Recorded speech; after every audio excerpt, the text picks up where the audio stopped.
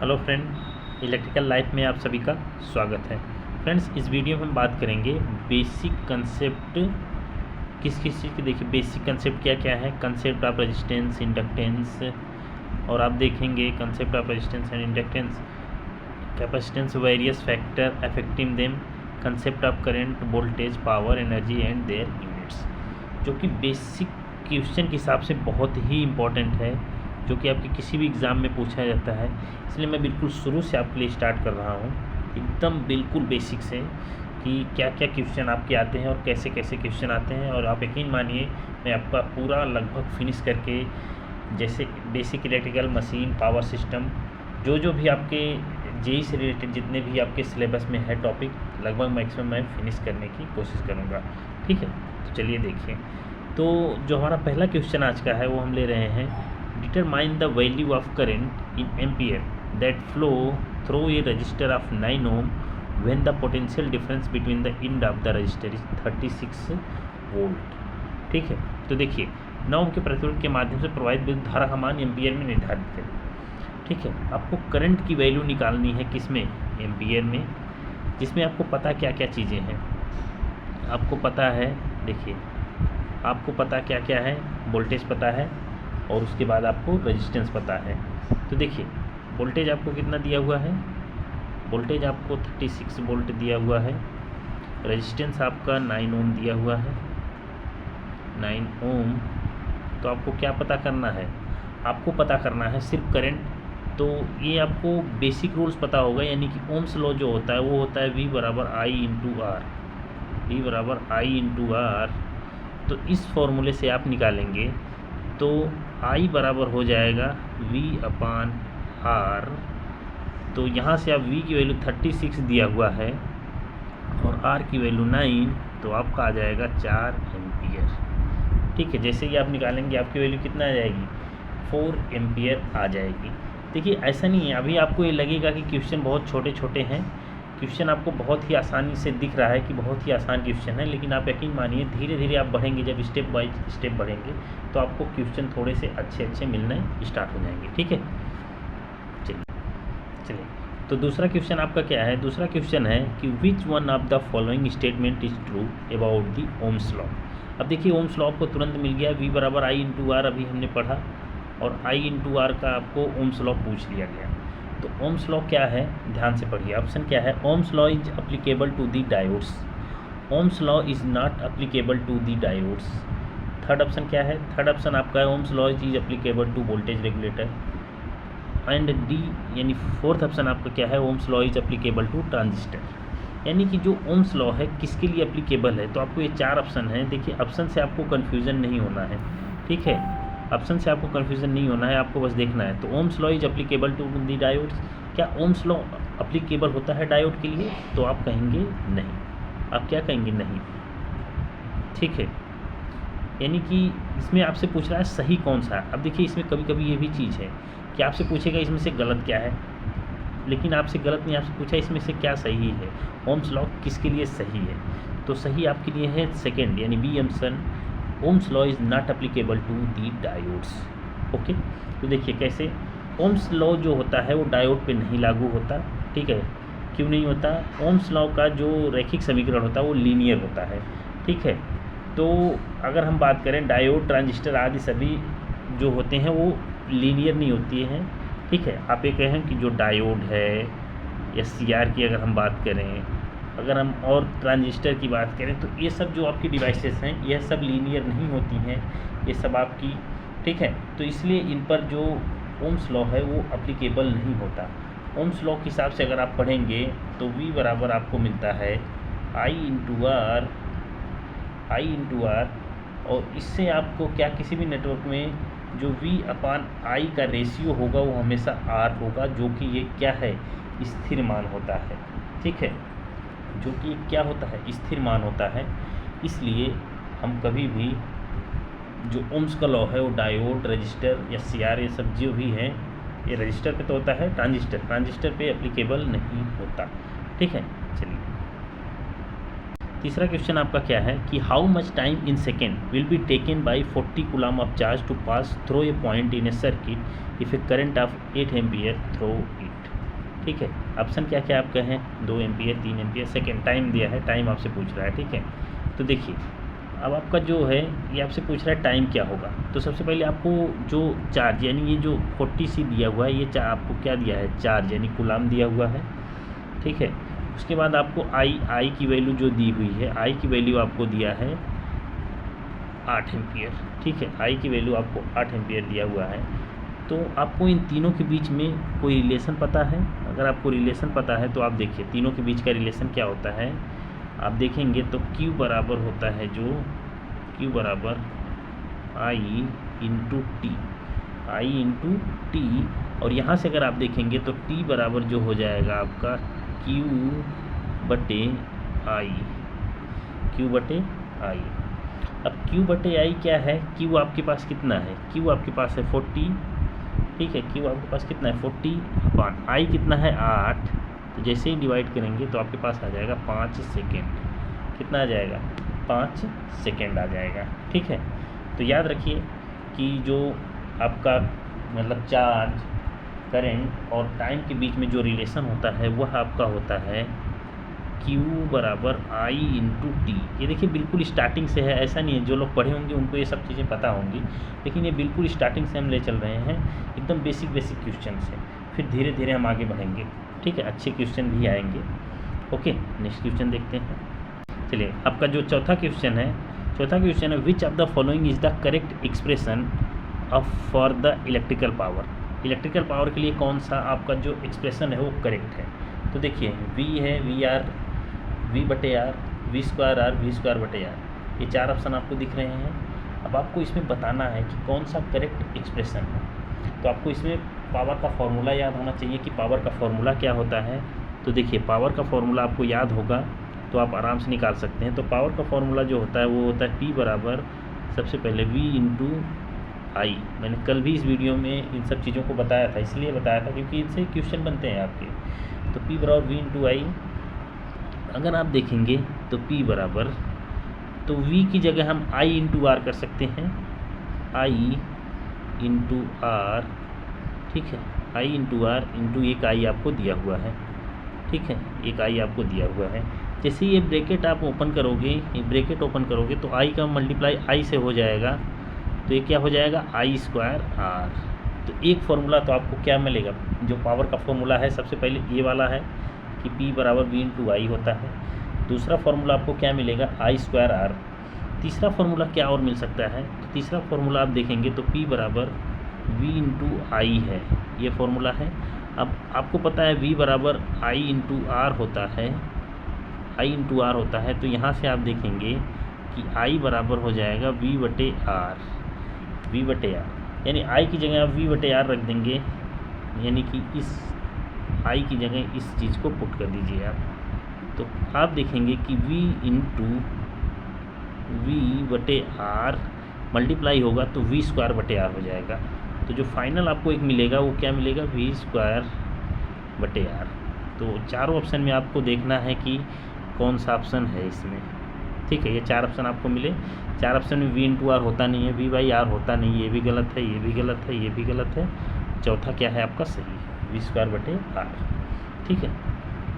चलिए next question क्या है कि which of the following are immobiles, यानी कि इनमें से कौन से ई मोबाइल्स हैं, electrons, holes, ion, none of this. देखिए बहुत ही बेसिक क्वेश्चन है, ये आपको पता होना चाहिए कि आपसे पूछा है। ऐसे क्वेश्चन पूछे जाते हैं जब एग्ज़ाम में आप बैठते हो तो आपको कन्फ्यूज़न होता है, तो आपको कन्फ्यूज़न नहीं क्रिएट करना है, आपको बस समझना है, ठीक है। देखिए इसमें से जो इलेक्ट्रॉन हैं, होल्स हैं, ये क्या करते हैं, मूव करते हैं, यानी ये मोबाइल साइन होते हैं, ठीक है। इलेक्ट्रॉन्स और होल्स जो होते हैं ये मोबाइल साइन, यानी इनमें गतिशीलता होती है, ठीक है। लेकिन जिनमें क्या हो, ई मोबाइल जो गतिशील नहीं हो, वो क्या होते हैं, आपके आयंस होते हैं। क्या होते हैं, आयंस होते हैं। तो इसका करेक्ट आंसर क्या होगा, आयंस, ठीक है। और जो इलेक्ट्रॉन्स और होल्स, कभी कभी ये भी क्वेश्चन आपसे पूछा जाएगा कि इलेक्ट्रॉन्स और होल्स में किसकी जो मतलब मोबिलिटी है, किसकी गति ज़्यादा है। तो आपको हमेशा याद रखना है कि इलेक्ट्रॉन्स की मोबिलिटी होल्स की मोबिलिटी से ज़्यादा होती है, ठीक है। यानी कि इलेक्ट्रॉन की जो मोबिलिटी होगी, इलेक्ट्रॉन की mobility is greater than holes mobility, holes mobility. ठीक है, ये आपको याद रखना है हमेशा। ठीक है, चलिए नेक्स्ट क्वेश्चन देखते हैं।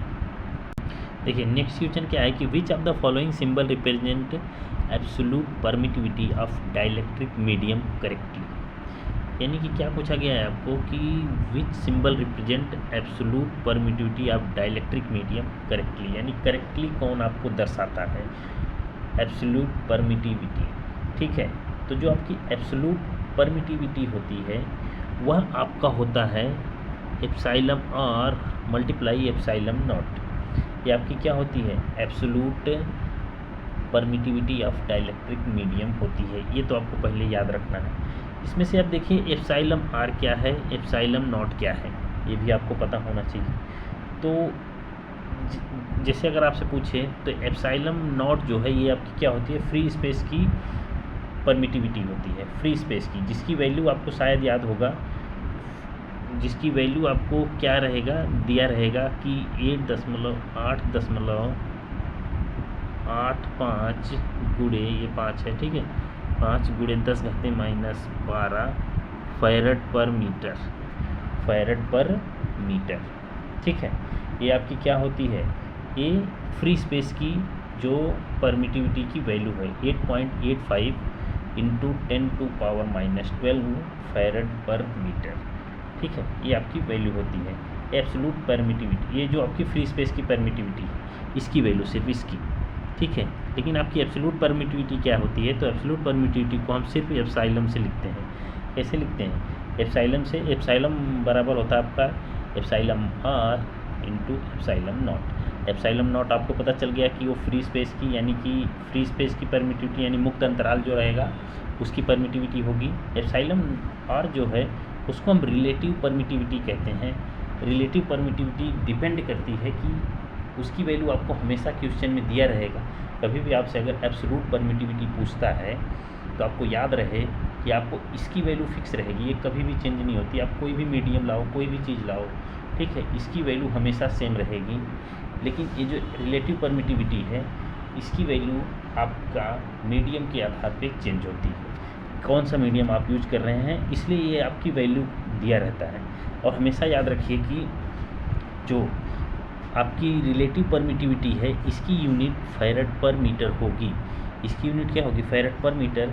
लेकिन एप्सिलॉन नॉट की भी यूनिट जो होती है वो होती है सेम, फैरड पर मीटर। इस हिसाब से अगर आप देखेंगे तो रिलेटिव परमिटिविटी जो होती है इसकी कोई यूनिट नहीं होती, यह यूनिट लेस है।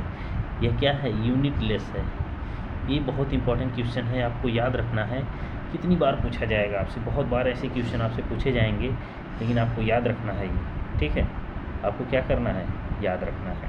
ठीक है, तो आपको इतनी चीज़ें सीखने को मिली कि जो रिलेटिव परमिटिविटी होती है वो आपकी एप्सिलॉन आर होती है, इसकी कोई यूनिट नहीं होती, और इसकी जो वैल्यू होती है हर एक मटेरियल के लिए अलग अलग होगी।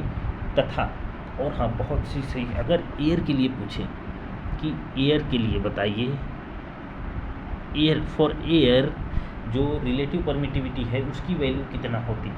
कभी कभी आपको वायु दे देगा ना क्वेश्चन में, अगर एयर दे दिया तो आपको कम से कम एक दो चीज़ों को याद रखना है। तो एयर के लिए इसकी वैल्यू 1 होती है, कितनी होगी 1।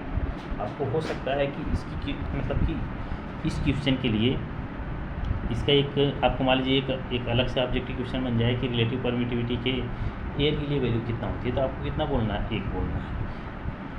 फ्री स्पेस की जो परमिटिविटी उसका 8.85 इंटू 10⁻⁻12 फैरड पर मीटर, फैरड पर मीटर। आपको यूनिट याद रखना है। रिलेटिव परमिटिविटी की कोई यूनिट नहीं, एब्सोल्यूट परमिटिविटी फैरड पर मीटर, रिलेटिव पर नहीं होता कोई यूनिट। उसके बाद फ्री स्पेस की जो परमिटिविटी है उसका फैरड पर मीटर। ठीक है, तो ये आपको याद रखना है। ठीक है, देखिए नेक्स्ट क्वेश्चन क्या है, विच of the following the dimension of the resistance, यानी रेजिस्टेंस की आपको डायमेंशन पूछा गया है कि उसकी बीमा क्या होगी। सबसे बड़ी चीज़ ये देखिए, पहले बहुत ऐसे क्वेश्चन पूछे जाते थे, अब नहीं पूछते, लेकिन आपको क्या गारंटी है कहीं भी ये क्वेश्चन देखो पूछा गया। ये क्वेश्चन आप देखो आरआरबी इलाहाबाद जेई 19/12/2010 में पूछा गया था। ठीक है, तो ये भी आपको ध्यान देना है कि ऐसे क्वेश्चन अगर आपसे पूछे गए हैं तो आप इन क्वेश्चनों को कैसे सॉल्व करोगे। तो सबसे पहले आप देखिए क्या करेंगे, आपको सबसे पहले क्या पता होना चाहिए कि प्रतिरोध की बीमा जो होती है, प्रतिरोध की जो बीमा है वह बीमा आपको कितना मिलती है, ml²Q²/T, ये होती है इसकी। आपको पहली चीज़ तो याद रखना है, हमेशा याद रखिए कि कोई भी चीज़ें जो कि हैं कुछ फिक्स हैं उनको याद करके जाएंगे, ठीक है। तो इसका जो आंसर होगा वो करेक्ट होगा। दूसरी चीज़, आपको मेथड पता हो कि आप कैसे निकालते हो इस चीज़ को, ठीक है। अब देखिए, हम अगर निकालेंगे तो सबसे पहले हमको क्या, रेजिस्टेंस बराबर हमें क्या मिलता है, रेजिस्टेंस बराबर होता है हमारा V/I, ठीक है। इतना पता है आपको, V/I होता है रेजिस्टेंस बराबर, ठीक है। अब रेजिस्टेंस, अब देखिए I क्या होता है, Q बराबर I × T, तो इसके बराबर हो जाए Q/T होगा, क्योंकि मैंने अभी भी फॉर्मूला आपको बताया ना, R बराबर V/I होगा, दूसरा I बराबर Q/T होगा। तो हम I की जगह पे इस वैल्यू को क्या करेंगे, रख देंगे। तो आप देखेंगे कि R बराबर आपका मिलेगा V × T/I, V × T/I, ये आपको मिल जाएगा, ठीक है। ये क्या होगा, आपको मिल जाएगा, ठीक है। अब देखिए V बराबर आपका क्या होता है, एक चीज़ और अब यहाँ से नोट करिए पहले, तो R बराबर V × T/I मिला, और V बराबर क्या होता है आपका, V बराबर आप देखोगे तो आपका W/Q होता है, W/Q, ठीक है, W/Q, जो कि ये आपका एक तरह से वर्क है, ठीक है। क्या है, वर्क अपॉन चार्ज आपका क्या होता है, किसी कार्य मतलब कि कार्य को करने के लिए जितने चार्ज की ज़रूरत होती है वो आपका क्या होता है, वोल्टेज होता है। तो वर्क अपॉन चार्ज क्या होता है, आपका वोल्टेज होता है। तो आपने देखा कि R बराबर आपको क्या मिला था, V × T/Q, V × T/Q मिला था आपको, क्या मिला था, V × T/Q, यानी V × T/Q। तो V की जगह पे आप इसको ट्रांसफ़र करिए, तो V की जगह होगा W × T/Q², हो जाएगा कि नहीं हो जाएगा, आप ध्यान से एकदम देखो, ध्यान से आप देख लो। अब देखिए, वर्क आप बहुत दिनों से पढ़ रहे हो, वर्क आप, ठीक है, F × S से फिर आप निकाल लो, सब कुछ करके आप निकाल सकते हो। तो जो वर्क की यूनिट होती, मतलब कि डायमेंशन होती है, वो होती है ml²T-2, ml²T-2, ठीक है। क्या होती है, ml²T-1, ये होती है आपकी वर्क की यूनिट। तो उससे आपका जब जैसे ही करेंगे आपका निकल के आ जाएगा ml²/Q²T, ठीक है। तो ऐसे आप निकाल सकते हो। नेक्स्ट क्वेश्चन आपका क्या है, नेक्स्ट क्वेश्चन आपका है कि which of the following statement is correct about capacitors. Capacitors से रिलेटेड आपका क्या, पहला ही ऑप्शन आपको नन ऑफ दिस दिया, इसको तो पहले छोड़ ही दीजिए, इससे कोई मतलब नहीं है। दूसरा क्या है, the capacitor disconnect short circuit in direct current circuit and connects in alternating current, ठीक है। देखिए क्या है, ये है कैपेसिटर डीसी परिपथ में परिपथ को डिसकनेक्ट और एसी परिपथ में परिपथ को कनेक्ट करता है, ठीक है। क्या करता है, देखिए ध्यान से पढ़िए, कैपेसिटर जो है डिसकनेक्ट करता है short circuit in direct current, यानी डायरेक्ट कनेक्ट में शॉर्ट वो क्या करेगा, डिसकनेक्ट करेगा और एसी सर्किट में उसको कनेक्ट करेगा, जब हम बात कर रहे हैं उसकी, ठीक है। अगला ऑप्शन आपका है कि the capacitor disconnect short circuit in both direct current and alternating current, यानी कैपेसिटर डीसी और एसी सर्किट दोनों में लघु परिपथ की तरह डिसकनेक्ट करता है, यानी बिहेवियर करता है। उसका बिहेवियर कैसा होता है, एसी सर्किट हो चाहे डीसी सर्किट हो, वह शॉर्ट सर्किट की तरह ही बिहेव करेगा। फोर्थ ऑप्शन क्या है, the capacitor disconnect circuits in direct current circuit and short circuit in alternating current, यानी इसका मतलब है कि जो कैपेसिटर है वह डीसी सर्किट में सर्किट को क्या करेगा, डिसकनेक्ट करेगा और शॉर्ट सर्किट की तरह बिहेव करेगा जब आपके पास क्या होगा, एसी सर्किट होगा, ठीक है। तो अब देखिए, सबसे पहले आपको याद रखना इसका जो करेक्ट आंसर होगा वो डी क्या है, कैपेसिटर क्या करता है। देखिए कैपेसिटर, ये जैसे सपोज ये आपका एक कैपेसिटर है, इसमें आप जब डायरेक्ट करंट देखो हम लोग जब पढ़ते थे तो ऐसे पढ़ते थे कि डायरेक्ट करंट क्या होती है, सीधी होती है। अब सीधी जाएगी तो ये इससे टच हो जाएगी, जब ये इससे टच हो जाएगी तो हम क्या करेंगे कि यह इसको पास नहीं कर रहा है, यानी जब किसी भी करंट को एक कैपेसिटर पास नहीं कर रहा है, इसका मतलब करंट उसमें जा नहीं रही है, यानी जीरो है करंट, तो इसका मतलब वो कैपेसिटर कैसा बिहेव कर रहा है, समझना है आपको ना, कैपेसिटर कैसा बिहेव कर रहा है, जीरो, यानी कैपेसिटर एक ओपन सर्किट की तरह बिहेव कर रहा है क्योंकि उसमें करंट जीरो है, ठीक है। तो कैपेसिटर एक डीसी सर्किट के लिए, यानी एक डीसी वोल्टेज यानी डीसी जो आपकी सप्लाई है उसके लिए आपका कैसा रहेगा, एक ओपन सर्किट की तरह बिहेव करेगा।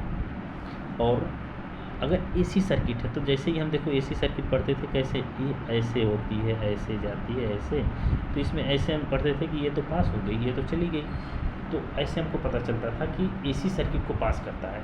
तो यानी जब करंट पास हो रही है किसी सर्किट से तो इसका मतलब है कि तार कहीं पे भी खुला नहीं है, तार मतलब सारा शॉर्टेड है एकदम, कहीं पे भी खुला नहीं है, इसलिए करंट हमारा पास हो रहा है।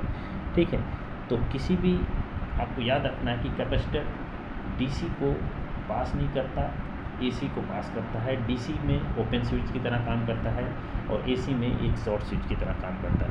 ठीक है, एक बंद स्विच यानी क्लोज स्विच की तरह काम करता है आपका। ठीक है, तो कोई कभी कैपेसिटर डीसी को ब्लॉक करता है, एसी को पास करता है, इस टाइप से भी आप बोल सकते हो। ठीक है, ओके। अब देखिए कभी कभी आपको कैसे पता चलेगा, जैसे आपको पता है कैपेसिटिव रिएक्टेंस अगर आप देखेंगे तो 1/2π/FC होता है। ठीक है, अपान क्या होता है, FC होता है। अब ये जो FC है वो प्रोपोर्शनल किसके है, F के है, एंटी प्रोपोर्शनल F के। देखो ध्यान से समझिए, FC जो है वो क्या है, एंटी प्रोपोर्शनल है 1/F की। अब अगर हम बात करेंगे, जब हम DC की बात करते हैं तो DC की फ्रीक्वेंसी क्या होती है, 0। DC की फ्रीक्वेंसी क्या हो गई, 0। अगर DC की फ्रीक्वेंसी 0 है तो XC क्या होगा, XC क्या होगा, इनफाइनाइट होगा, XC इनफाइनाइट होगा। अब XC इनफाइनाइट का मतलब क्या है कि इतना रेजिस्टेंस हो गया कि उसमें करंट ही नहीं पास हो रहा, इतना रेजिस्टेंस है, ओपन सर्किट की तरह बिहेव कर रहा है।